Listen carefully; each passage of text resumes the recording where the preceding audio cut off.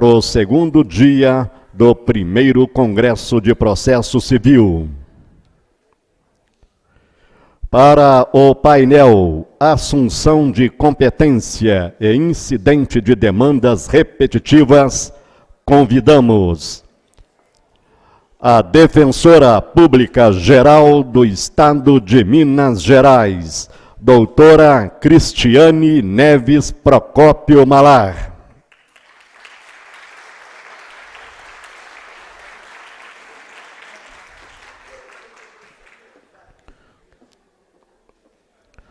O defensor público Alexandre Henrique Oliveira Barbosa, da Defensoria Especializada da Infância e Juventude, Atos Infracionais, Belo Horizonte. Convidamos o Procurador do Estado do Rio de Janeiro, Marco Antônio dos Santos Rodrigues.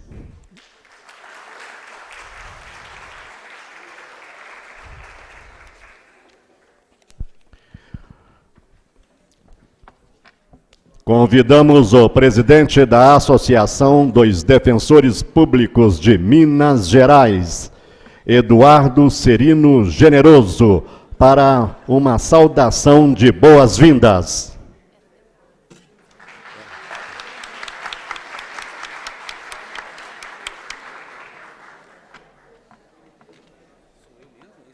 Pode ser, doutor.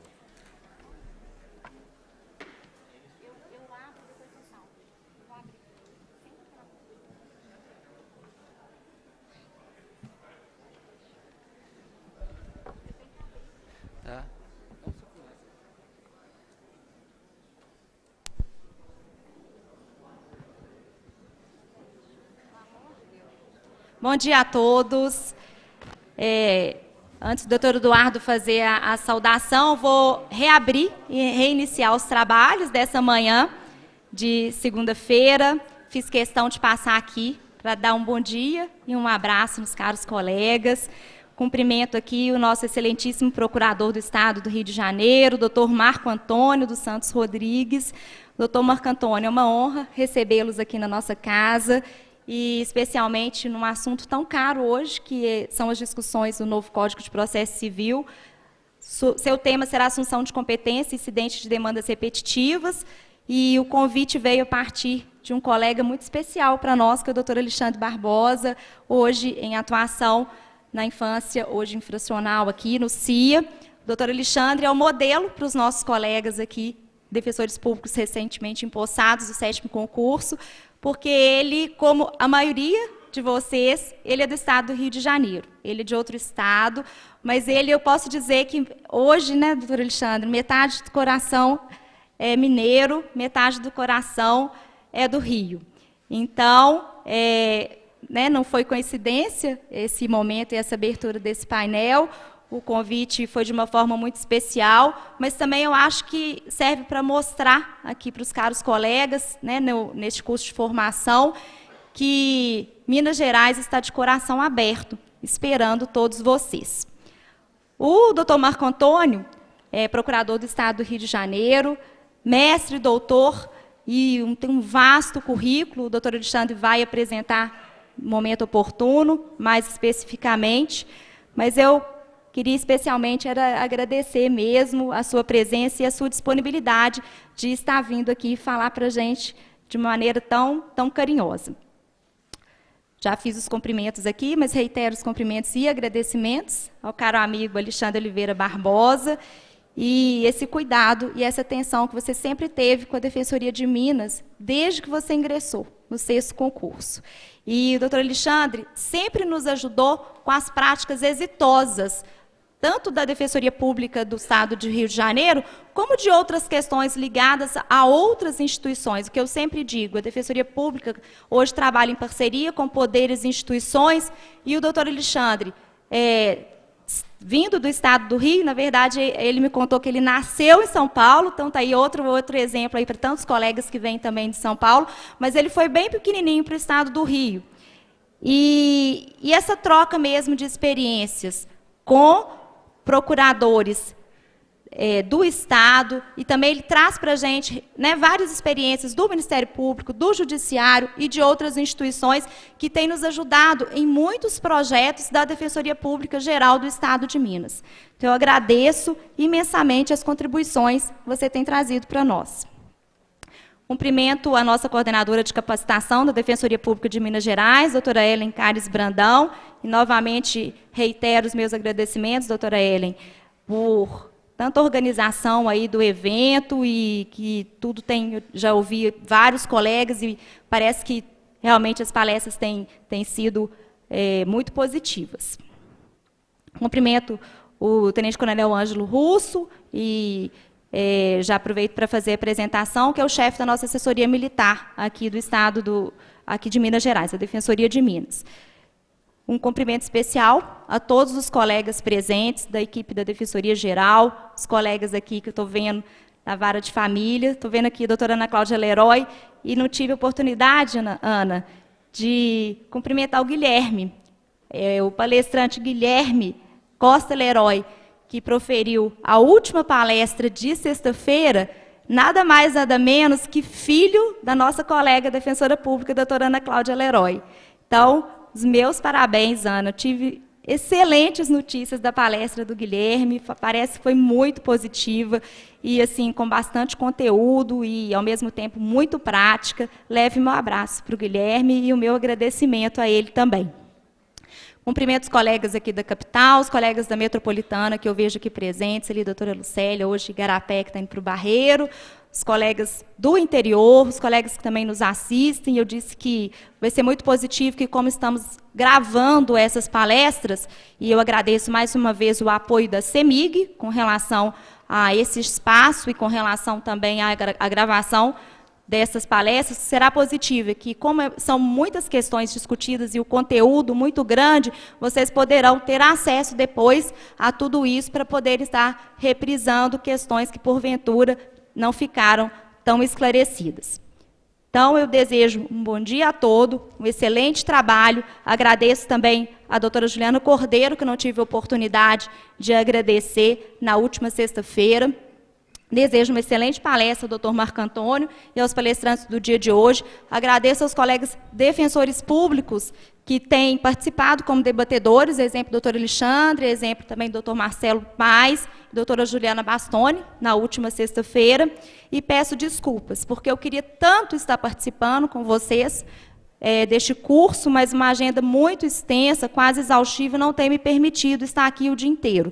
E eu quero cumprimentar também o nosso presidente da associação, peço desculpas aqui pelo cerimonial, Eduardo, mas eu vou passar a palavra para você, eu só precisava fazer a abertura aqui do nosso curso antes da gente dar início aqui aos informes. Obrigada a todos, vou passar para o doutor Alexandre e depois a gente passa para o doutor Eduardo. Obrigada.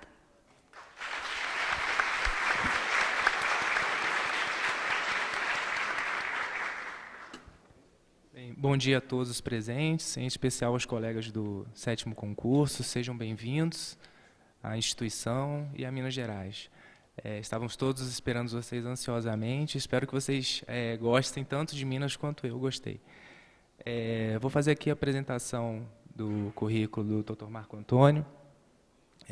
Dr. Marco Antônio de Santos Rodrigues é procurador do Estado do Rio de Janeiro, professor adjunto de Direito Processual Civil da Faculdade de Direito da Universidade do Estado do Rio de Janeiro, pós-doutorando pela Universidade de Coimbra, mestre em Direito Público e doutor em Direito Processual pela Universidade do Estado do Rio de Janeiro, professor de cursos de pós-graduação em Direito pelo Brasil, membro do Instituto Brasileiro de Direito Processual, do Instituto Ibero-Americano de Direito Processual e da Associação Internacional de Direito Processual, advogado. Antes de passar a palavra aqui para o doutor Eduardo, presidente da nossa associação, agradecer aqui as palavras generosas da doutora Cristiane, nossa defensora pública geral. Não sei se eu mereço todas elas, mas de coração agradeço. E é isso, gente. Pelo adiantado da hora, eu vou passar aqui a palavra para o doutor Eduardo. Sejam todos bem-vindos e boa palestra a todos.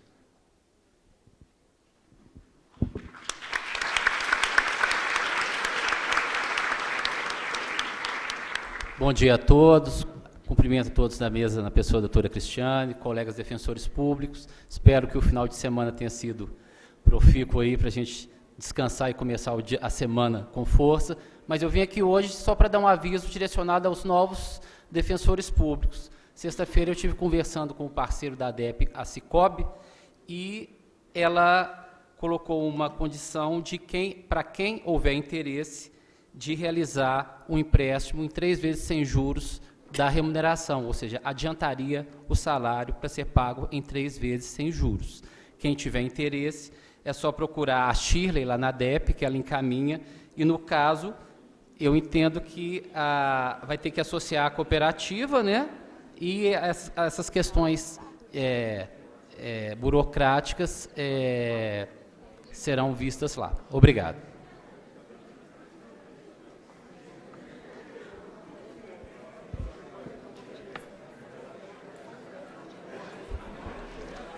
Senhoras e senhores, por motivo de compromissos anteriormente agendados, a Defensora Pública Geral do Estado de Minas Gerais, doutora Cristiane Neves Procópio Malar, terá que se ausentar do evento.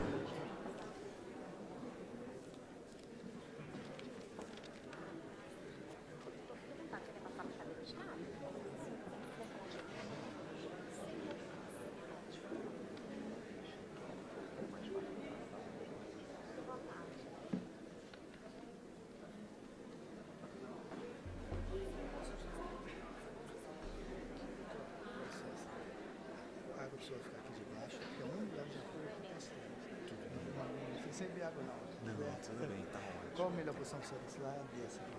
Faz, pode. Tá ótimo, obrigado.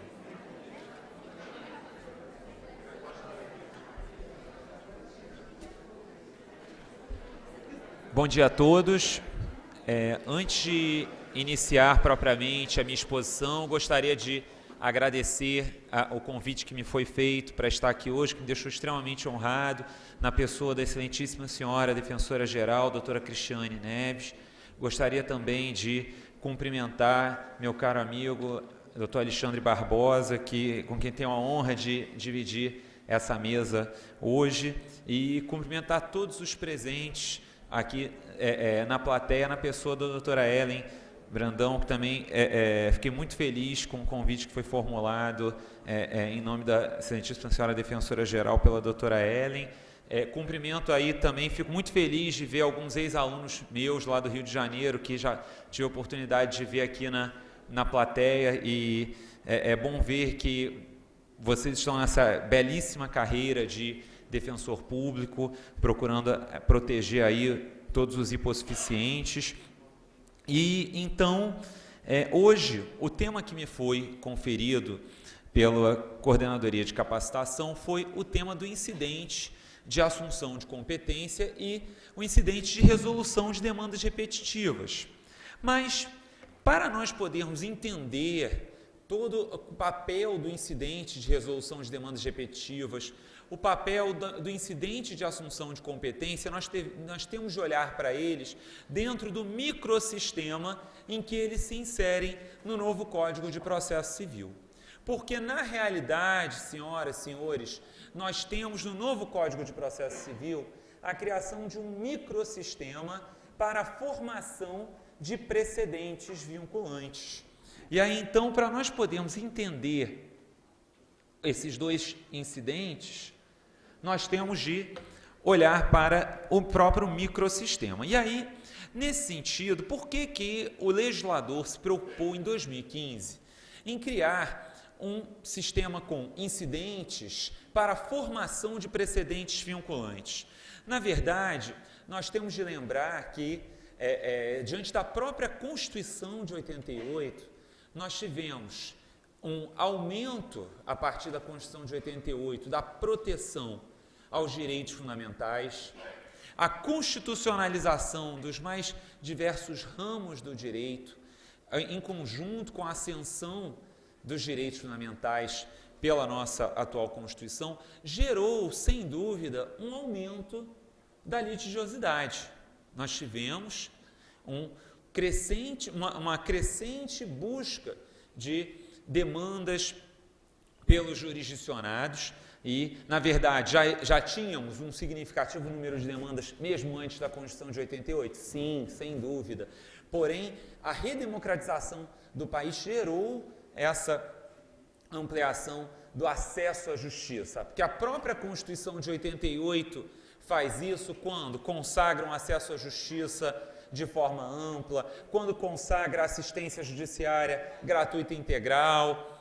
E, então, na verdade, ao longo das últimas décadas, nós vemos como um reflexo do nosso amplo acesso à justiça um aumento da litigiosidade e, em especial, da litigiosidade de massa. Ou seja, nós vemos uma explosão de litígios que dizem respeito a um mesmo tipo de matéria. Então, por exemplo, em matéria de consumo, nós vemos milhares e milhares de demandas relativas ao mesmo problema jurídico, por exemplo, a assinatura básica de telefonia, problema que tivemos milhares de ações pelo Brasil, problemas relativos a relações bancárias, aqui os senhores devem ter milhares de ações discutindo, por exemplo, revisão de contrato por abusividade de cláusula, por capitalização de juros, dentre outras práticas bancárias que são comumente discutidas em juízo. Mas vejam, nós temos aí uma explosão de litigiosidade que se dá como uma litigiosidade de massa no nosso sistema desde a Constituição de 88. E, na verdade, essa litigiosidade de massa, fato é que ela não tem como ser atendida pelos mecanismos do processo artesanal que nós temos tradicionalmente. A litigiosidade de massa sendo tratada como processos de caráter puramente individual, meus amigos, nós vemos que o judiciário não tem condições de suportar tantas demandas para dar uma apreciação individualizada de todas elas. Muito embora, evidentemente, que o acesso à justiça justificaria um tratamento individualizado de todas as demandas. E, fatalmente, então, nós começamos a ver uma série de mecanismos que procuram no nosso sistema, mesmo antes do Código de 2015, nós vemos alguns mecanismos que tentam auxiliar na litigiosidade de massa, como, por exemplo, as ações coletivas, de que a própria Defensoria Pública é legitimada, ativa, dentre outros mecanismos que vão procurar buscar soluções que evitem uma proliferação de demandas sobre a mesma questão de direito. Mas uma das opções que foi feita em 2005 foi a opção pelo sistema dos precedentes judiciais, como forma de atuar de forma mais eficiente na litigiosidade de massa. Nós tivemos, então, a criação de um sistema de precedentes no nosso novo Código. Com que finalidades? Por que o legislador se preocupa com a criação de um sistema de precedentes? Bom, na verdade, nós temos aqui 3 grandes objetivos quando nós pensamos em um sistema de precedentes. Primeiro objetivo é a estabilidade. A criação de um sistema de precedentes faz com que haja uma previsibilidade no direito quanto à interpretação das normas pelo Poder Judiciário. O Poder Judiciário, a decisão judicial, ela passa a ser, diante de um sistema de precedentes, um fator de previsibilidade, um fator até para a própria unidade do direito. Porque aquele, por exemplo, o investidor que vem ao Brasil, que procura se instalar aqui no Brasil, diante de um sistema de precedentes, ele sabe, ele tem como avaliar como o direito é aplicado, como determinadas questões jurídicas relativas à área em que ele vai atuar serão interpretadas. O sistema, então, de precedentes traz uma estabilidade, ele gera uma continuidade interpretação do direito. E vejam que essa exigência é uma exigência de estabilidade, uma exigência não só brasileira, mas que vem nos grandes sistemas do mundo ocidental. Eu digo isso aos senhores porque até com o doutor Alexandre me apresentava, eu atualmente faço pós-doutorado em Coimbra, lá em Portugal, e o meu supervisor de pós-doutorado foi membro da comissão que elaborou o Código de Processo Civil Português de 2013. E aí, eu estava lá em julho, né, com ele, e ele me dizia: Marco, aqui foi condição para empréstimo do FMI, quando Portugal esteve em crise, foi uma das condições para a entrega dos recursos que nós fizéssemos um novo código com mais eficiência, com mais estabilidade, porque isso é uma forma de geração de maiores investimentos, ainda que indiretamente, esse acaba sendo um fator que vai entrar na avaliação da própria gestão da economia de um país. Então, nós vemos que esse é um ponto que gera reflexos, não só dentro do direito, mas também reflexos econômicos. Além disso, um sistema de precedentes, ele vem com uma forma de proteção e de promoção à segurança jurídica, porque quando nós pensamos em um sistema que tem precedentes, na realidade, esses precedentes, ao gerarem uma previsibilidade, eles geram para o jurisdicionado uma confiança na forma como o direito será interpretado, na forma como ele deve agir em suas relações jurídicas, porque os precedentes trazem parâmetros de atuação para os jurisdicionados. Daí porque nós temos, então, os precedentes como uma forma de promoção à segurança jurídica, à proteção da própria confiança nas relações jurídicas. E os precedentes também têm como um terceiro objetivo a promoção da igualdade. Afinal de contas, a aplicação de precedentes para casos que tratem da mesma questão jurídica faz com que se dê um mesmo tratamento jurídico para questões idênticas. Ou seja, nós vamos ter um mesmo tratamento que gera uma igualdade de condições entre os jurisdicionados, porque num sistema em que não haja um respeito a precedentes para mesmos casos, nós vamos ter soluções diferentes. Ora, que os senhores atuam em demandas que podem ser distribuídas para diferentes juízos. Então, os senhores sabem bem do que eu estou falando aqui, porque, a depender do juízo para o qual seja distribuída uma demanda proposta pelos senhores por assistidos, pode ser que um juízo tenha uma solução pela procedência do pedido e outro pela improcedência. E para a mesma questão jurídica. Vejam, isso é uma desigualdade de condições.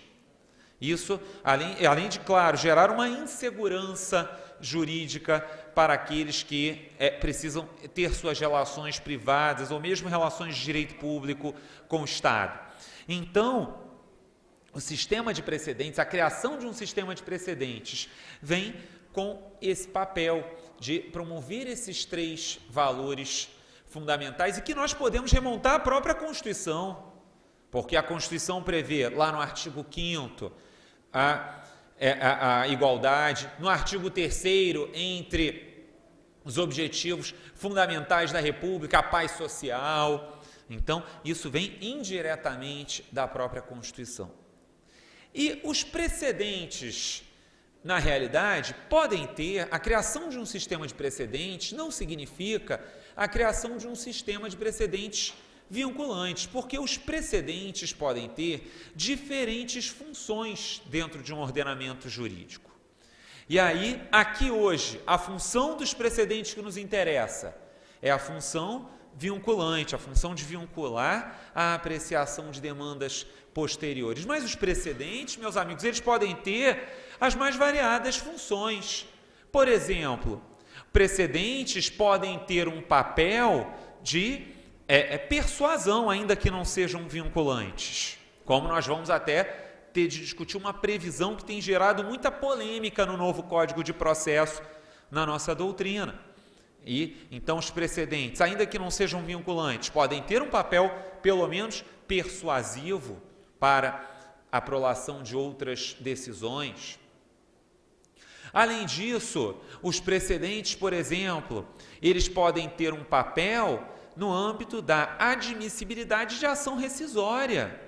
Por exemplo, hoje nós temos uma hipótese que é trazida também no novo Código de cabimento de ação rescisória e que vai ter a sua admissibilidade muito ligada à existência ou não de entendimento sobre o assunto, de precedentes sobre o assunto. Hoje é o caso previsto lá no artigo 485 do Código atual e que vem repetido no artigo 966, ainda que com palavras um pouco diferentes, que é o caso da ação rescisória por ofensa à literal disposição de norma jurídica. Nós sabemos que a súmula 343 do STF impede o uso da ação rescisória por ofensa à literal disposição de norma quando há uma controvérsia na interpretação pelos tribunais da norma supostamente violada pela decisão judicial. Então, esse é até um critério que nós temos que usar quando nós vamos avaliar se vamos propor uma ação rescisória, eu pelo Estado, vocês eventualmente por um assistido aqui da Defensoria. Temos que avaliar se, por exemplo, a interpretação dada na decisão transitada em julgado é uma interpretação controvertida de norma ou não. Então, vejam, os precedentes, eles vão ter um papel também, por exemplo, na avaliação de uma ação rescisória, se é cabível ou não. Porque se eu tenho precedentes em sentido uniforme, isso permite que eu tenha a ação rescisória, mas se porventura eu tenho precedentes divergentes, eu não posso utilizar a rescisória pela incidência da súmula 343. Então, na verdade, existem diferentes funções para os precedentes, mas hoje, a que nos interessa é a função vinculante dos precedentes, até porque as demais funções dos precedentes, na realidade, elas não são uma novidade para nós. Hoje, no CPC de 73, nós já encontramos diversas funções para os precedentes, como essas outras que eu lhes narrava. E aí, então, diante do Código de 2015, será que nós podemos dizer que o Brasil está caminhando para a tradição jurídica da Common Law? Porque, vejam, o sistema da Common Law é um sistema que vem aí dos países de tradição anglo-saxônica, é um sistema que é muito calcado em precedentes, em que os julgadores, para decidir, eles avaliam as circunstâncias fáticas à luz de precedentes. Não sei até se os senhores já tiveram a oportunidade de ver algum julgamento desses países e, na verdade, o julgamento é impressionante, porque os advogados na prática levam livros e livros de precedentes para os julgamentos, porque no momento do julgamento pode ser necessário invocar um precedente para uma questão processual que surja no meio da audiência. Então, são livros e livros levados para as audiências, porque é um sistema muito fundado em precedentes. E, então, será que o Brasil, que tradicionalmente é um país de tradição romano-germânica, um país que é ligado à civil law, ele está caminhando para a common law pelo fato de estar abraçando os precedentes vinculantes? Bom, na realidade, aqui nós temos de destacar que essa divisão entre civil law, common law, ela é uma divisão que é muito teórica, porque no fundo os ordenamentos jurídicos, eles misturam muitas vezes as tradições. O Brasil, na verdade, embora ele tenha essa origem ligada aos sistemas continentais europeus, O Brasil ele não vai necessariamente ficar vinculado a essas tradições. Ele pode beber de outras fontes. Como, por exemplo, mesmo nos sistemas da Common Law, nós vemos que eles também se aproximam dos sistemas da Civil Law, que são sistemas codificados, muito ligados à interpretação das leis. Por exemplo, por uma exigência da Corte Europeia de Direitos Humanos, gente, a Inglaterra, que é um sistema que tradicionalmente, durante séculos, foi sem codificação, porque era ligado diretamente a precedentes, em 2000 editou um código de processo civil. Então, vejam que essa divisão, os sistemas da Civil Law são sistemas que não têm a aplicação de precedentes vinculantes, os da Common Law possuem, mas não são sistemas codificados. Essa é uma divisão teórica que, na verdade, cada vez mais vai desaparecendo porque os sistemas se aproximam. Então, nós vemos que o nosso sistema vai se aproximando já de longa data, porque mesmo desde o período colonial, gente, nós temos a adoção de precedentes no direito brasileiro. Por exemplo, até nos livros que estudam precedentes, as origens dos precedentes no Brasil estão lá no período colonial, nos assentos da Casa de Duplicação portuguesa, que já eram precedentes que seriam respeitados aqui no Brasil. E mesmo ao longo das últimas décadas, à luz do Código de 73, nós vemos sucessivas implantações de mecanismos para proteção a precedentes. Por exemplo, o incidente de uniformização de jurisprudência, que está no nosso Código atual, no artigo 476 e seguintes. Ele é um incidente que tenta formar precedentes. Esse incidente, até já destaco aqui com os amigos, que ele é extinto com o novo Código. E ele é extinto porque, na verdade, ele, no fundo, não pegou da forma como deveria ter se enquadrado na prática. Porque ele, na prática, se tornou uma faculdade para os órgãos fracionários, quando ele deveria ser um dever. Quando a interpretação que foi feita na decisão do incidente de uniformização de jurisprudência deveria ser aplicada para todos os demais casos. E, dada a nossa tradição de não vinculação a precedentes, essas decisões do incidente de uniformização acabam que, muitas vezes, não são respeitadas pelos órgãos fracionários, não são respeitadas pelo juízo de primeiro grau. Por exemplo, lá no Rio, isso não é um problema só do Rio, mas vemos isso pelos tribunais do Brasil inteiro. Lá no Rio houve uma situação relativa a uma verba devida a servidores militares. No incidente de uniformização de jurisprudência, o tribunal, o órgão especial do tribunal, consagrou que tal verba era devida só aos tenentes-coronéis e mais a nenhuma outra carreira.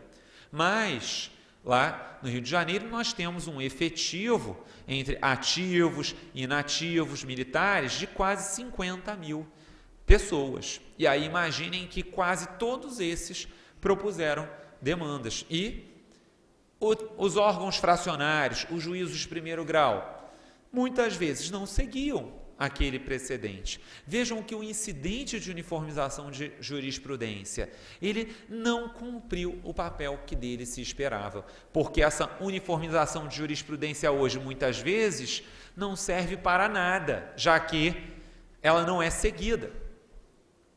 Nós tivemos também a criação dos embargos de divergência.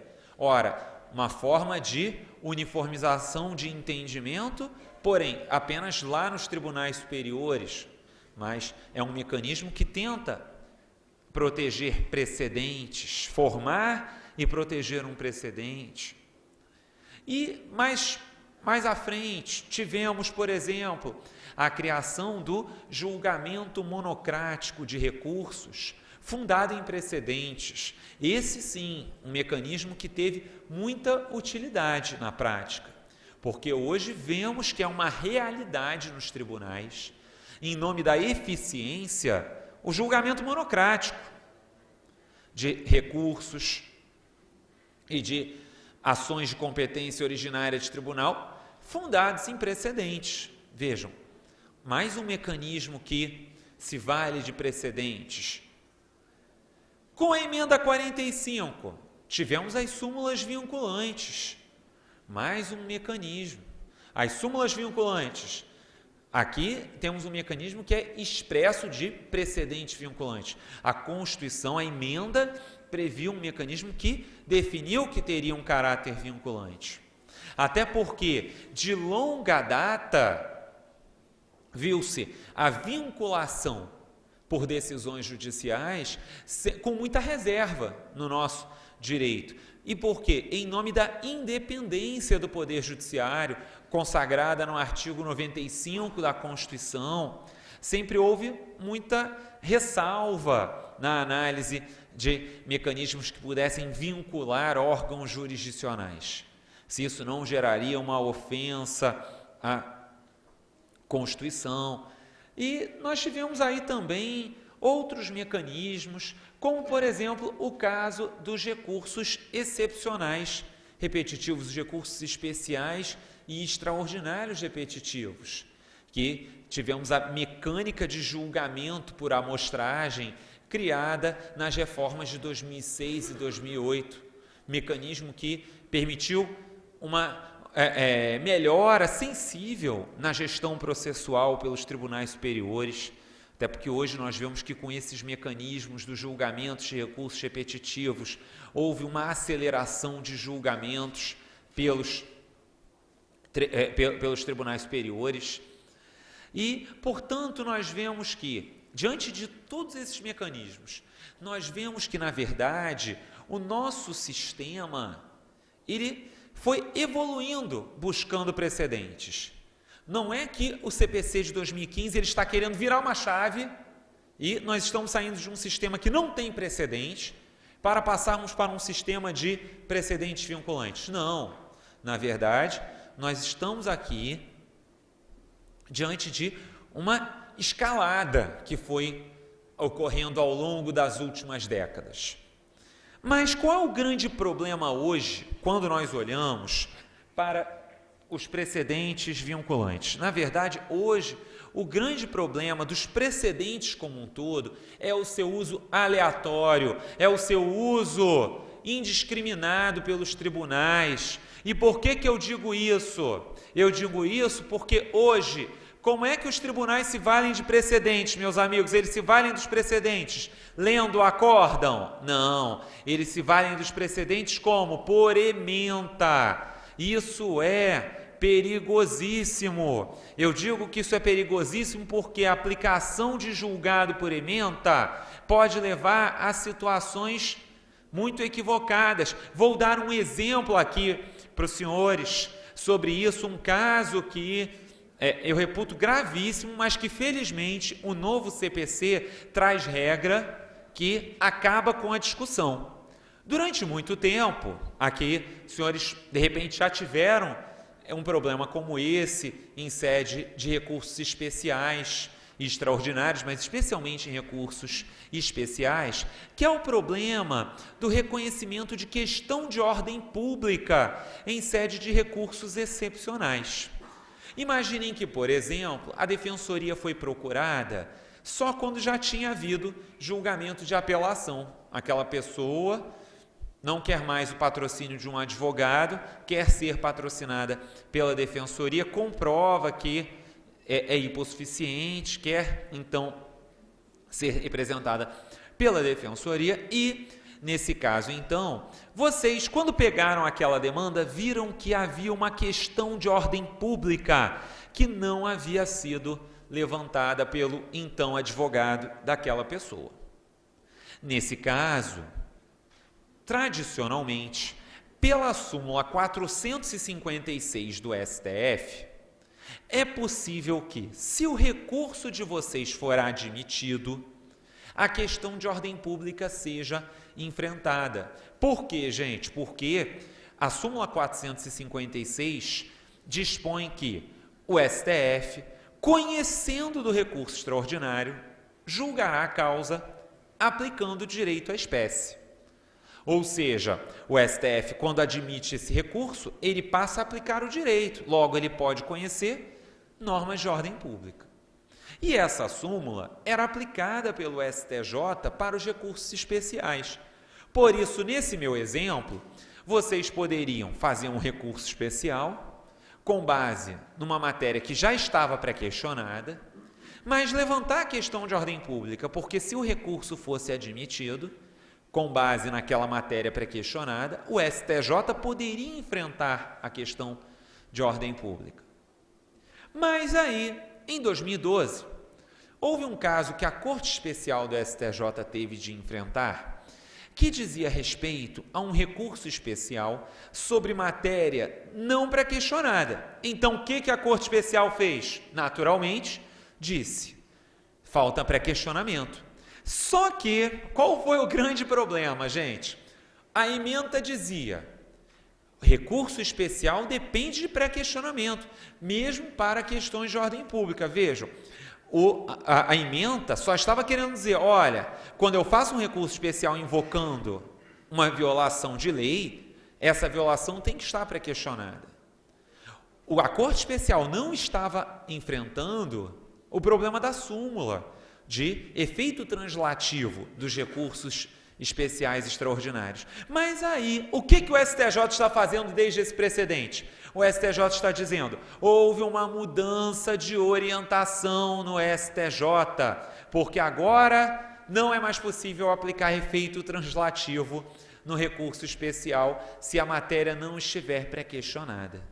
Ora, eu estou dando esse exemplo aqui para os senhores para mostrarmos que a aplicação dos precedentes hoje no Brasil, ela é totalmente equivocada, porque é feita por ementa, não é feita uma análise do próprio precedente. E aí, até quanto a esse caso que eu levantei, nós vamos ter um final feliz, porque o novo CPC positivou a súmula 456, ou seja, ele derruba esse novo entendimento, entre aspas, do STJ, ao positivar o texto da súmula. Bom, mas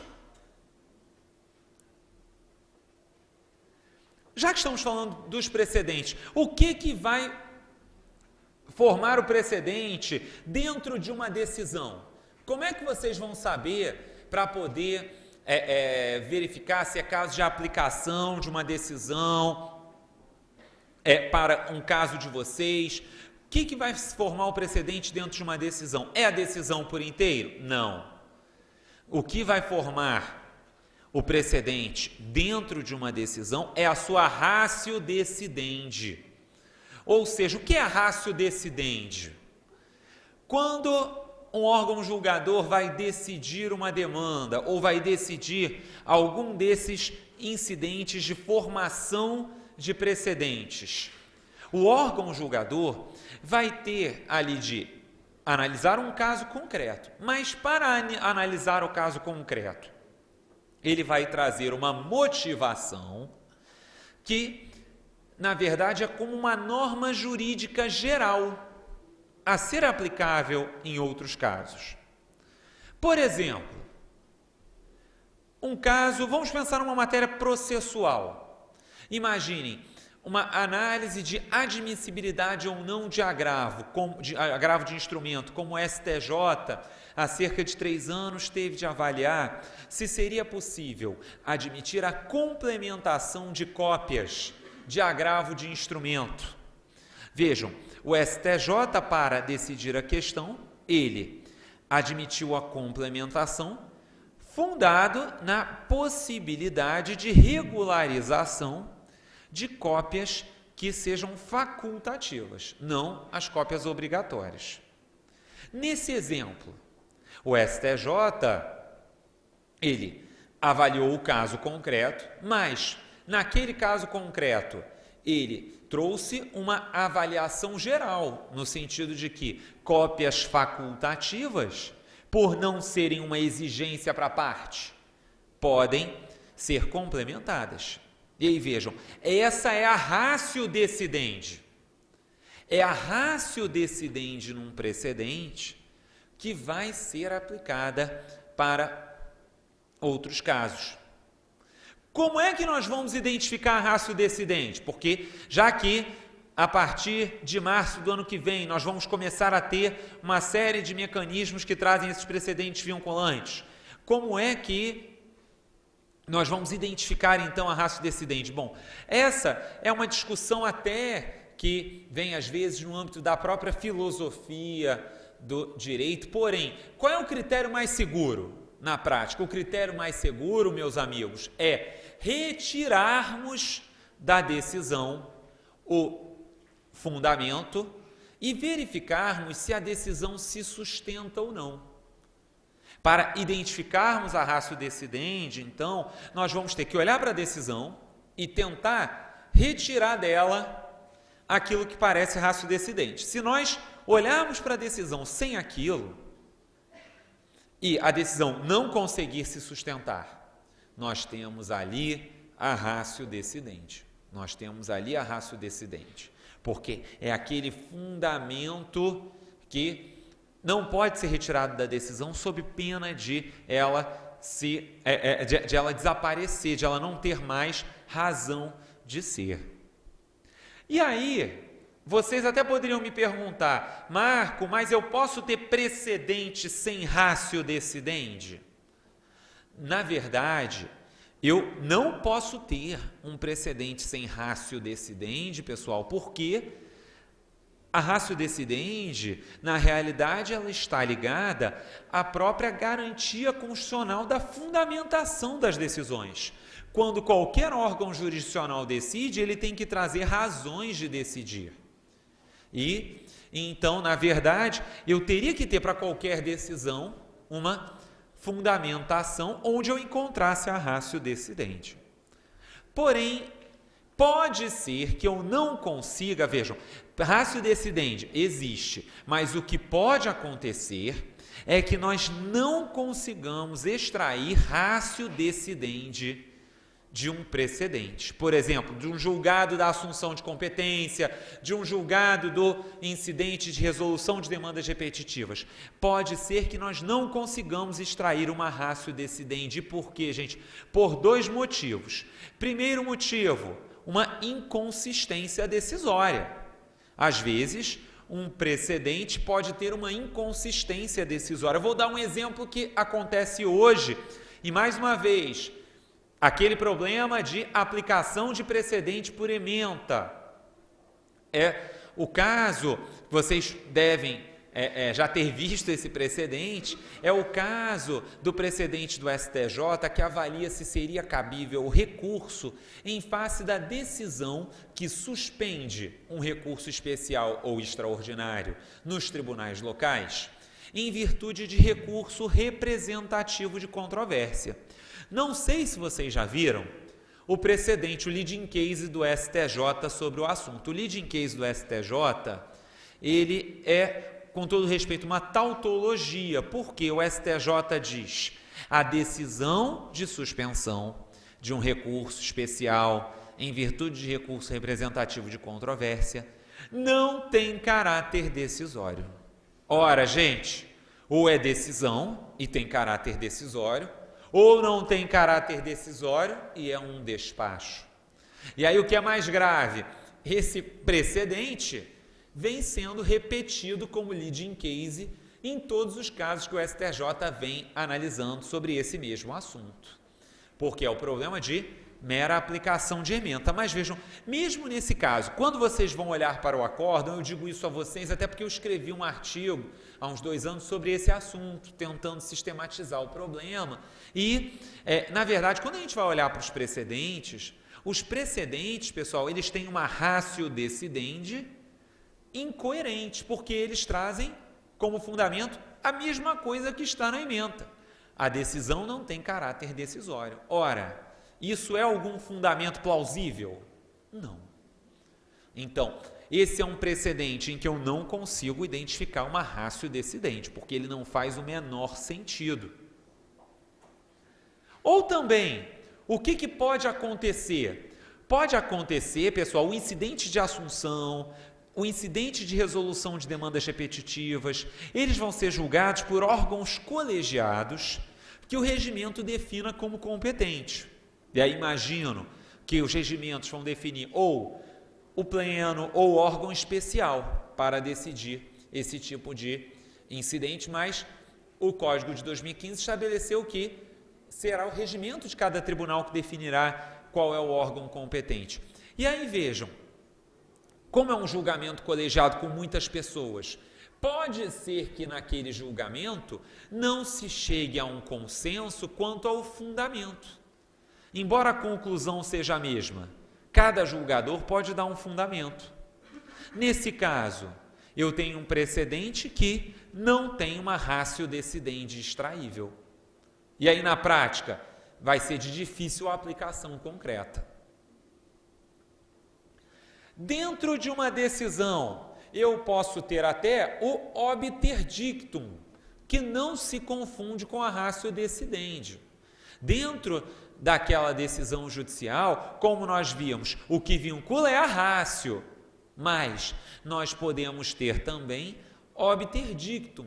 O que é o obter dictum, pessoal? É aquela parcela da decisão que não tem qualquer relevância para a solução final. É a parcela da decisão que não terá qualquer relevância para a decisão final. Porque, por exemplo, imaginem, para decidir um caso de responsabilidade civil contratual, o Tribunal de Justiça aqui, lá no incidente de assunção ou no incidente de resolução de demandas repetitivas, ele diz lá, inclusive, se fosse caso de responsabilidade civil extracontratual, a solução seria a mesma. Ora, a demanda dizia respeito a uma responsabilidade civil contratual. Quando é usado esse tipo de argumento? Inclusive, seria a mesma solução para o caso da responsabilidade extracontratual. Esse tipo de argumento, meus amigos, eu posso retirar da decisão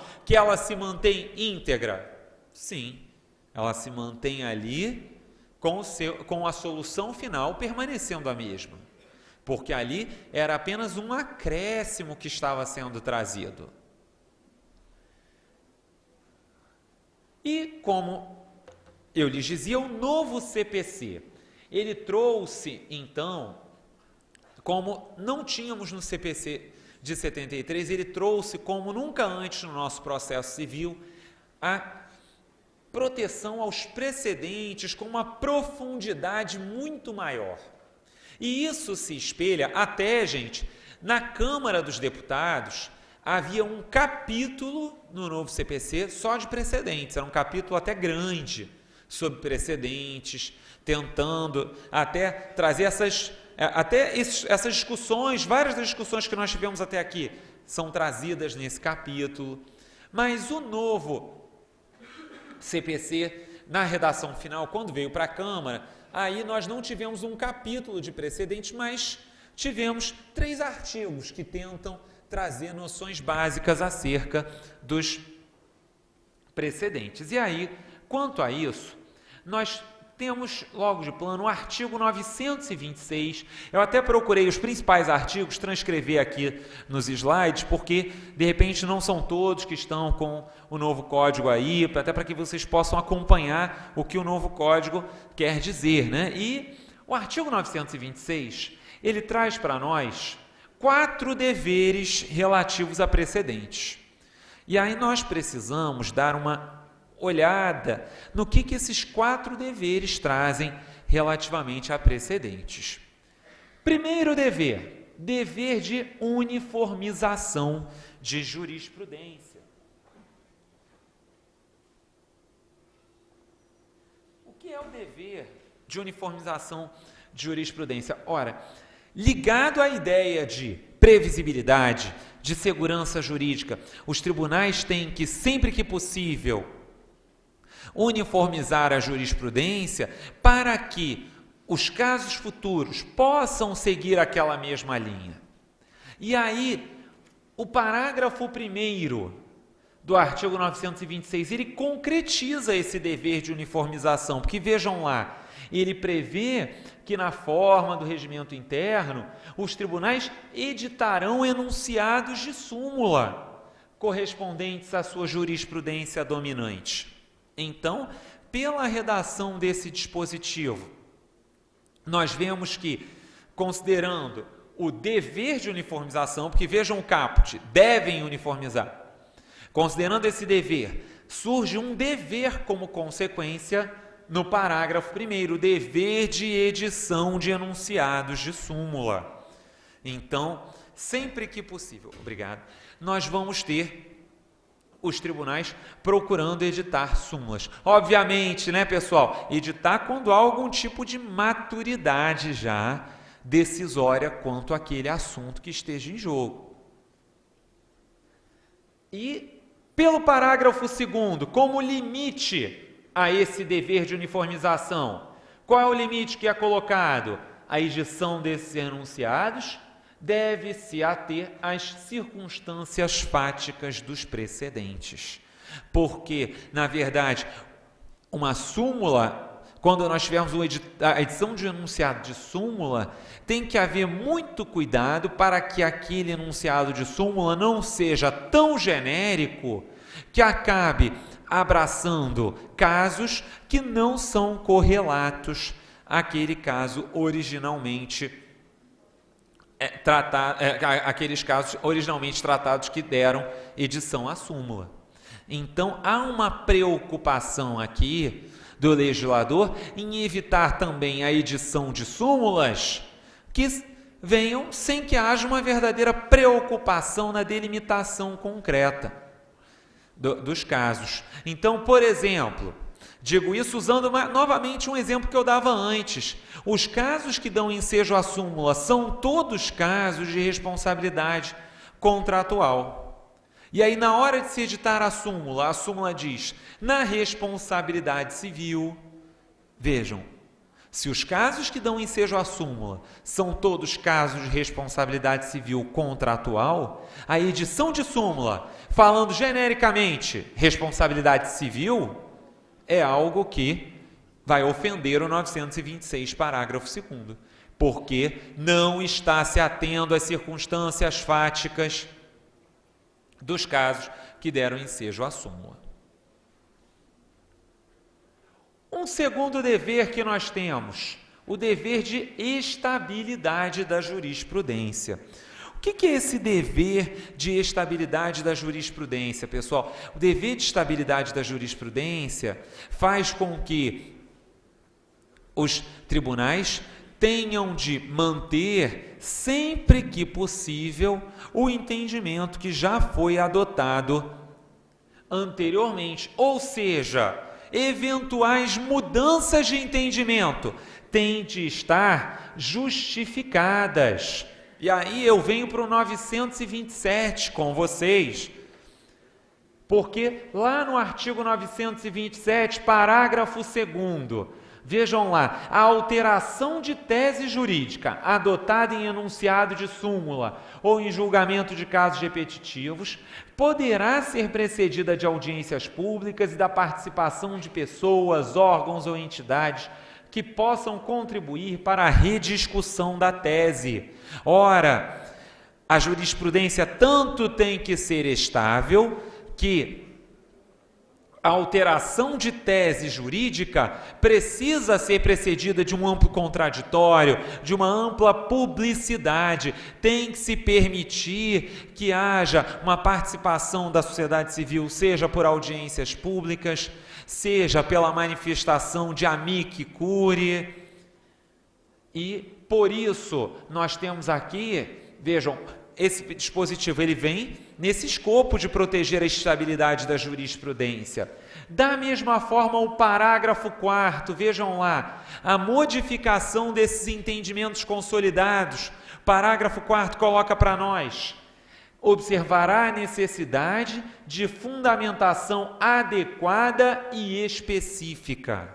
O que é isso? Fundamentação adequada e específica. Meus amigos, não sei se vocês já viram mais profundamente um novo código, mas o novo código, até essa é uma grande vitória de nós, na verdade, advogados no sentido lato, defensores, advogados públicos e privados, até membros do Ministério Público. Nós tivemos uma grande vitória com o artigo 489, parágrafo 1º, porque o artigo 489, parágrafo 1º, trouxe uma série de exigências para que a decisão judicial se considere fundamentada. Por exemplo, a decisão judicial, com o novo CPC, por força desse dispositivo, ela não pode se valer puramente de conceitos indeterminados, sem enquadrá-los ao caso concreto.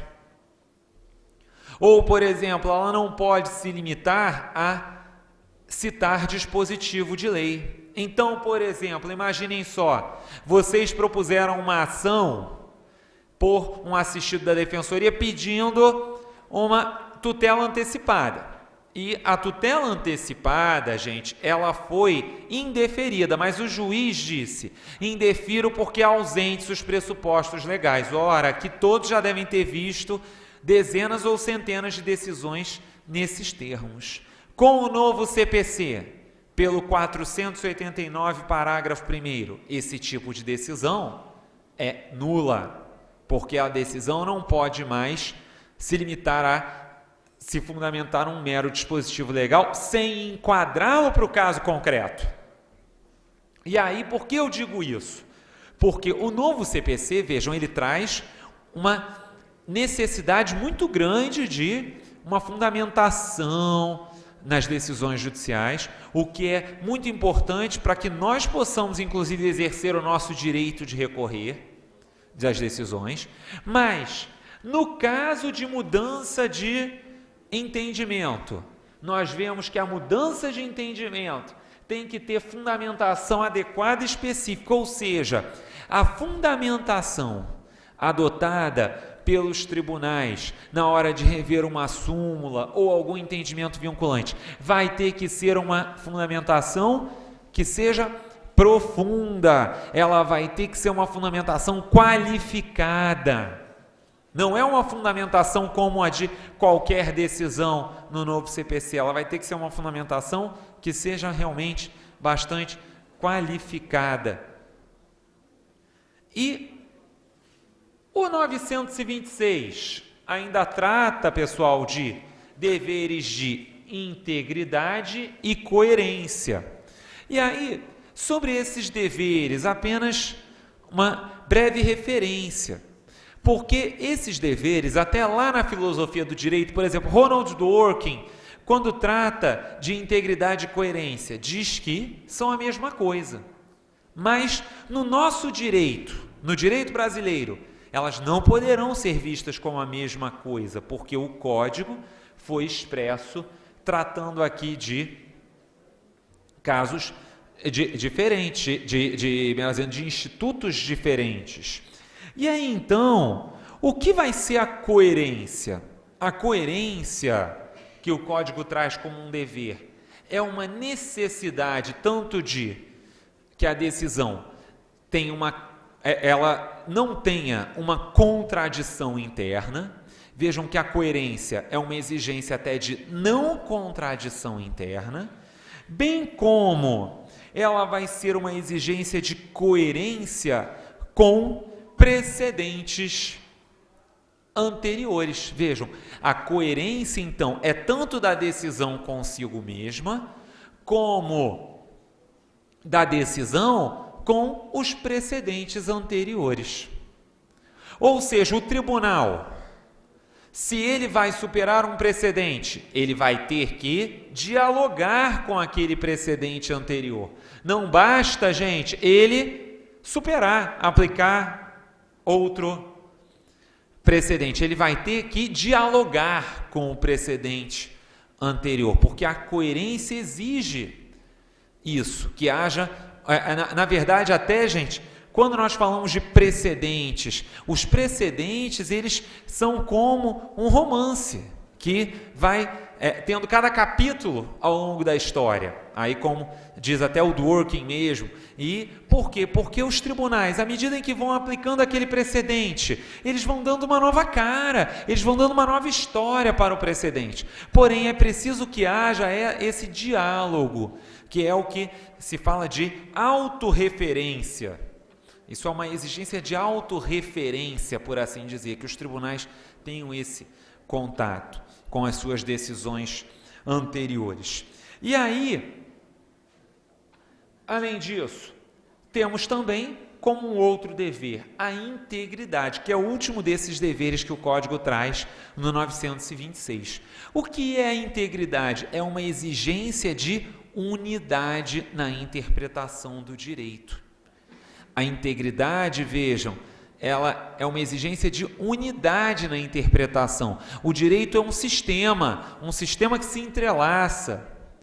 E aí, por exemplo, imaginem um caso de decisão que não tem integridade.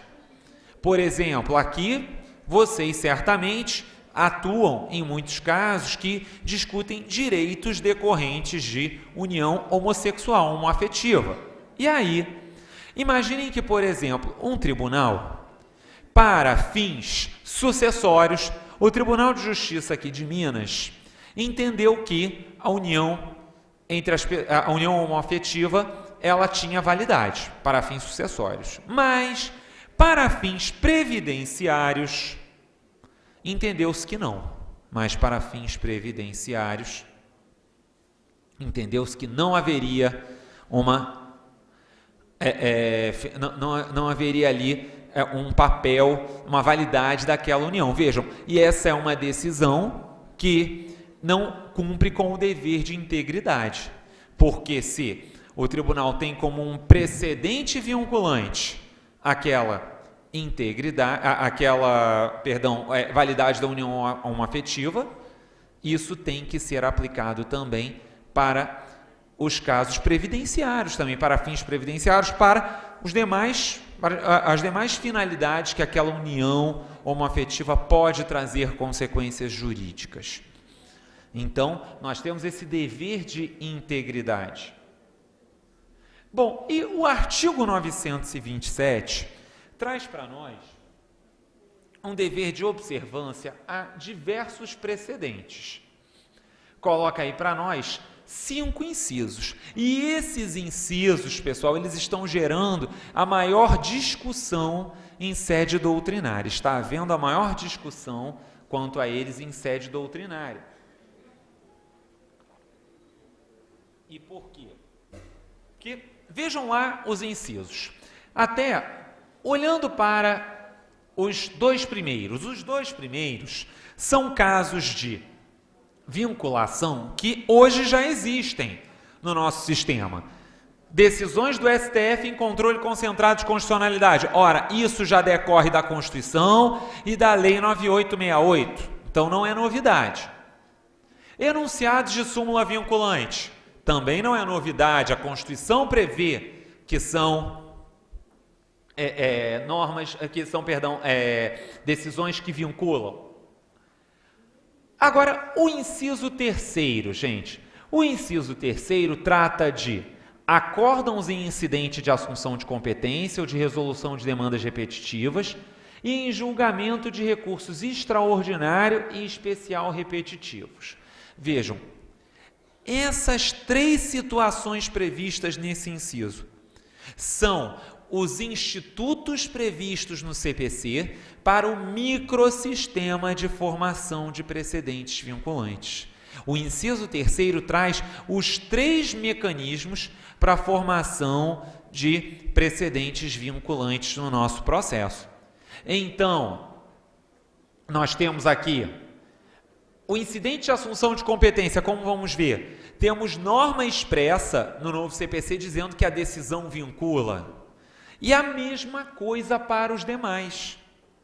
Então, nesse momento, o que nos interessa nesse dispositivo?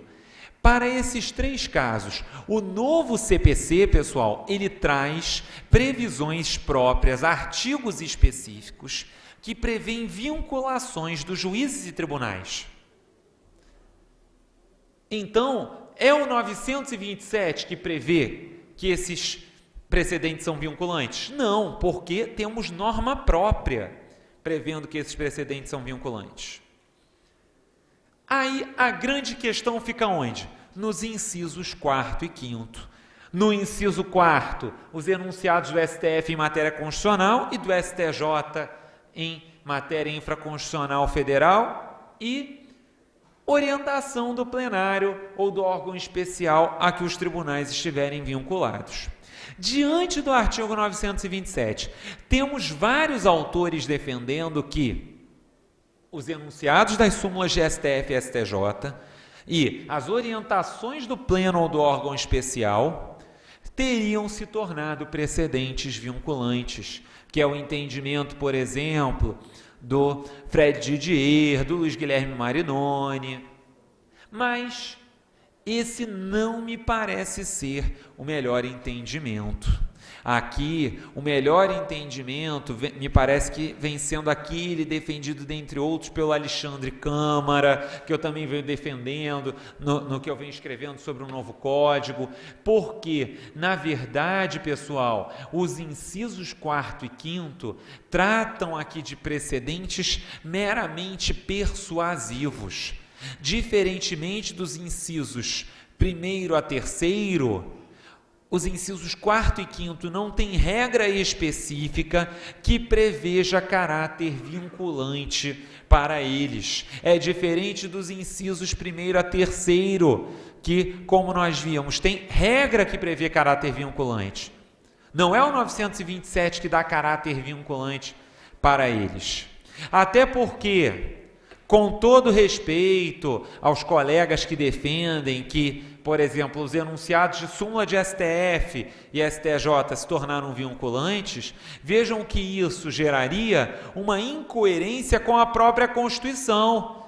Porque se isso acontecer, meus amigos, perde a relevância distinguirmos súmula vinculante e súmula não vinculante. Ora, esse raciocínio, com todo respeito, me parece ir contra a previsão constitucional das súmulas vinculantes. Em matéria de súmula, foi o Constituinte que definiu lá como editar uma súmula que vai ter caráter vinculante, que vai ter um procedimento específico para tanto, como nós sabemos, com um quórum qualificado.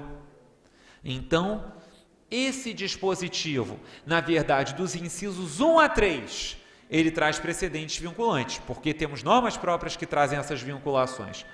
E os incisos 4º e 5º nos trazem precedentes que vão ter um caráter persuasivo, por assim dizer. Uma maior exigência de observância. Bom, e será que essa existência de precedentes vinculantes representa um engessamento dos órgãos jurisdicionais e, por tabela, um engessamento na nossa atividade criativa, gente, na hora em que nós vamos usar as nossas teses nos nossos processos? Não, isso não representa verdadeiramente um engessamento de nossa atividade criativa. E por quê? Porque existem diversas técnicas para termos uma superação de precedentes que poderão ser aplicadas. A primeira dessas técnicas é o distinguishing. O que é o distinguishing? O distinguishing, na verdade, ele é uma técnica de superação de precedentes que parte de um método de comparação. Esse é o grande caso que, na prática, vocês vão poder usar nos casos concretos de vocês. O distinguishing, então, representa uma superação em virtude da distinção entre as premissas fáticas do precedente e do caso que vocês vão atuar.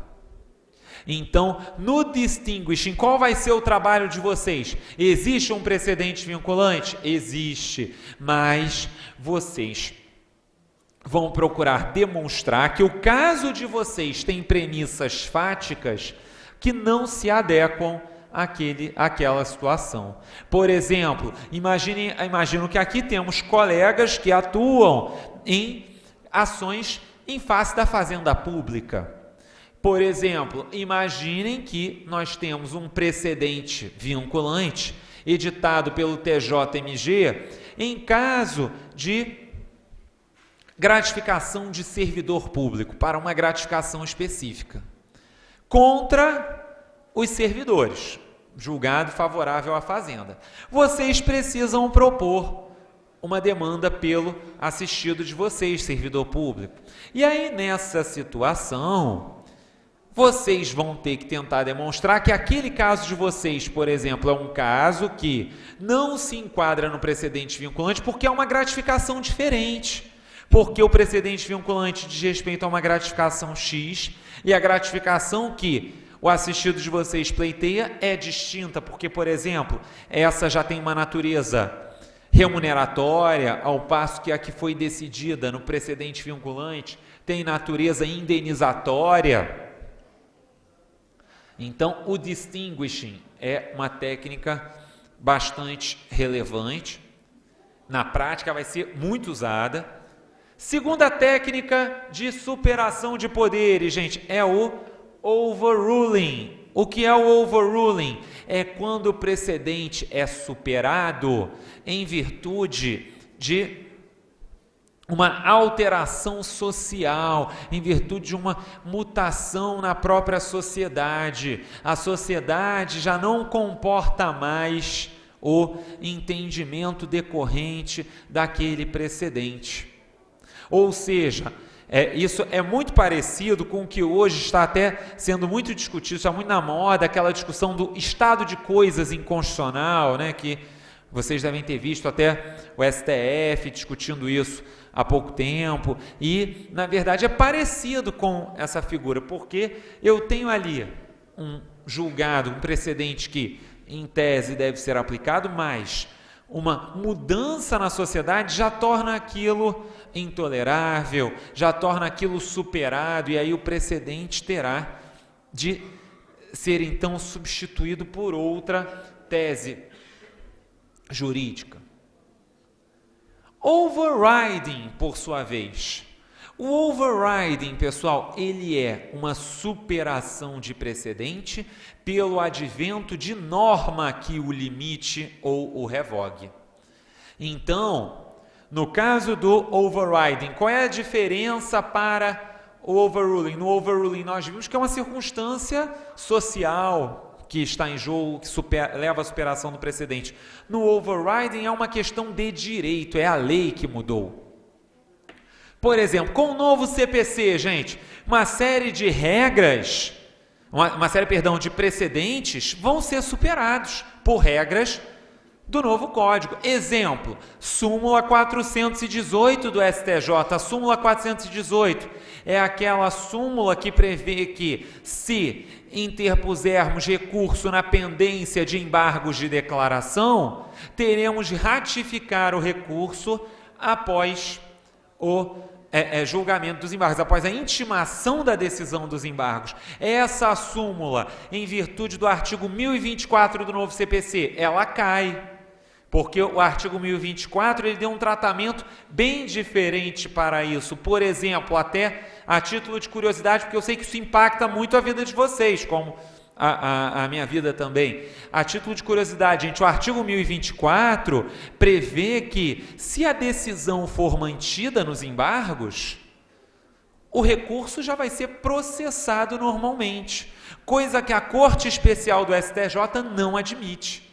Mesmo para a decisão mantida, que eu acho aí é um problema de incoerência tremenda, com todo respeito, mas mesmo que a decisão seja mantida, o STJ entende que tem que haver ratificação de recurso especial. O novo CPC supera isso, ele traz uma nova sistemática, ele vai prever aí que a parte que vai ter que avaliar, se for o caso, se ela tem que complementar razões ou não.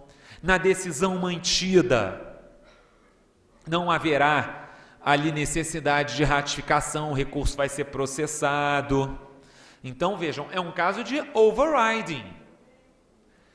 E o julgamento alerta, por sua vez. O que é julgamento alerta? O julgamento alerta, por sua vez, é uma técnica em que, na verdade, nós já não temos ali uma superação propriamente dita, mas no julgamento alerta, na verdade, o tribunal, ele decide mantendo, essa é uma técnica, pessoal, do direito comparado e que a doutrina vem trazendo para a nossa discussão diante desse novo microsistema que temos. O tribunal decide mantendo o entendimento pretérito, porém, ele alerta que para casos futuros o entendimento será outro. Então, na verdade, esse julgamento alerta, ele seria como que uma forma de segurança jurídica. Ele existe já em alguns países, e aí por isso ele vem sendo trazido pela nossa doutrina para o nosso sistema, e o tribunal, em nome da segurança jurídica, em nome da proteção da confiança, ele vai manter o entendimento pretérito, mas ele vai estabelecer ali, para casos futuros, aquele entendimento não se sustenta. Signaling. O que é signaling, por sua vez? Signaling é parecido com o julgamento alerta. Signaling na verdade, não é uma superação imediata dos precedentes, mas, na verdade, uma indicação de que eles podem, no futuro, ser superados. Mas uma indicação de que eles podem, no futuro, vir a ser superados. Como assim? Os tribunais, ao julgarem as causas, mantêm o entendimento, mas já vão sinalizando que aquele entendimento está começando a ficar obsoleto. Vejam, no que é diferente do julgamento alerta? É diferente porque no julgamento alerta o tribunal já diz que vai julgar diferente para os casos futuros. No signaling, nós estamos em um passo atrás. Um passo atrás porque o tribunal ele já está sinalizando que é preciso avaliar se o caso não está ficando, se o precedente não está ficando obsoleto, mas ele não já diz categoricamente que vai superar nos casos seguintes. E então nós temos essas diferentes técnicas e, na realidade, no novo CPC, nada impede que nós tenhamos essa revisão de tese também. Além de todas essas técnicas de superação, nada impede a revisão de teses. Essa revisão de teses, na verdade, ela vai, inclusive, estar consagrada lá no 927, parágrafo 2º. Vejam lá, o próprio parágrafo 2º, o parágrafo 4º que nós discutíamos antes, falam de modificação de entendimento. Portanto, até nós discutíamos essas previsões há pouco. Portanto, nós vemos que eu posso ter essa modificação, essa revisão. E essa revisão, ela pode ser tanto difusa, ou seja, os tribunais, nos casos concretos, aplicando as técnicas que nós víamos aqui, ou essa modificação também pode ser de forma concentrada. Por exemplo, um tribunal rever o entendimento que adotou no incidente de resolução de demandas repetitivas. O artigo 984 do novo CPC, pessoal, lá no incidente de resolução de demandas repetitivas. Melhor dizendo, 986, perdão, ele prevê revisão de tese pelo tribunal. Ora, se eu tenho revisão de tese pelo tribunal, essa revisão pode ser de forma concentrada, ou seja, revisão concentrada é revisão feita de forma abstrata pelo mesmo procedimento que levou à formação do precedente. E aí, como vamos ver, a própria defensoria é legitimada para tanto. Ela vai poder buscar essa revisão do precedente. Quando um precedente é superado, pessoal, o precedente ao ser superado, deve haver uma aplicação ex nunc ou ex tunc. Nós vamos ter aqui a possibilidade de modulação temporal da superação de um precedente. Bom, na verdade, pessoal, o parágrafo 3º do 927 responde isso para nós, porque ele coloca que pode haver a modulação dos efeitos em prol do interesse social e da segurança jurídica. Então, por exemplo, imaginem que para uma questão relativa a direito bancário, houve a superação de um entendimento favorável ao assistido da defensoria. Nesse caso, vocês vão poder pleitear naquele procedimento, seja um procedimento difuso ou concentrado, como falávamos, vocês vão poder pleitear que haja a modulação dos efeitos. Inclusive, me parece que é recomendável modulação de efeitos aqui, porque isso protege a própria estabilidade das relações que estavam, em nome da confiança, seguindo, imaginando que aquele entendimento seria aplicado. Então, aqui, por exemplo, num caso em que vocês estejam atuando, que haja, que seja caso de revisão concentrada de precedente, como no caso do incidente e resolução de demandas repetitivas, vocês vão poder fazer, por exemplo, embargos de declaração, buscando modulação temporal. Por exemplo, é um instrumento legítimo para tanto, nesses casos. Na prática, os próprios tribunais já deveriam fazer essa avaliação, mas se não fizerem, cabe o uso dos embargos de declaração aqui. Bom, e aí então, nós falamos aí de todos esses, toda essa teoria dos precedentes, a formação dos precedentes vinculantes, porque, na verdade, nós precisamos entender o que é o precedente, como superá-lo, já que nós vamos ter de tratar de dois institutos que formam precedentes vinculantes. E até aqui eu pergunto, alguém quer fazer alguma colocação ou podemos deixar tudo para o final, pessoal, para no final fazermos o debate? Pode ser para o final? Bom, um primeiro instituto trazido pelo novo CPC para a formação de um precedente vinculante é o incidente de assunção de competência. Vejam que o incidente de assunção de competência não é verdadeiramente uma novidade total do nosso sistema. Por quê? Porque se vocês olharem para o Código atual, no artigo 555, ele até prevê uma assunção de competência por órgão de tribunal, mas essa assunção de competência prevista no nosso Código atual, ela não vingou. Ela não vingou porque não tinha um caráter vinculante a decisão tomada pelo órgão que assume a competência. Ela foi sempre vista com muita ressalva também pela própria doutrina e pelos tribunais, mais uma vez fundado naquele dogma da independência do judiciário, como eu lhes dizia. E, ao contrário, pessoal, nós sabemos que a independência do judiciário, tal qual qualquer garantia do processo, ela pode ser ponderada com outras garantias. Então, esse dogma, na verdade, ele não sustenta, porque ele pode ser ponderado. E, então, o incidente de assunção de competência, no novo CPC, ele tem uma nova cara. Esse incidente